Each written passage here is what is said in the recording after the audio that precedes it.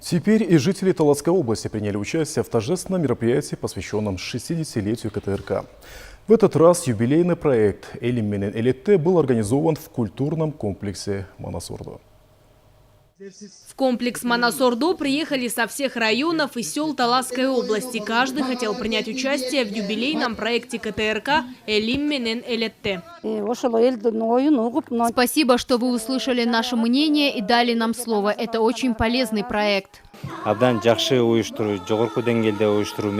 Местные жители хорошо встретили нас. Мы говорили не только о социально-экономических проблемах, но и о достижениях в сфере культуры. Жители области также высказали свои пожелания и предложения общественной телерадиовещательной корпорации.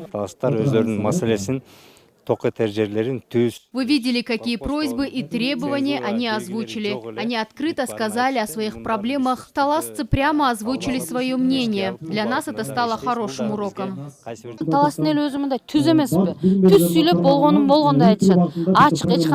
Таласцы всегда говорят прямо. Они открыто высказали о наших недостатках. Это тоже полезно для нас.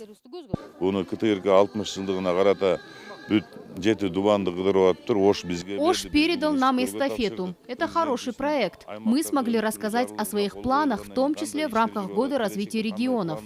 Дальше творческая команда КТРК поедет в Иссык-Кульскую область. Цель проекта «Элим менен элетте» – укрепление связи между регионами, объединение кыргызстанцев и зрителей КТРК.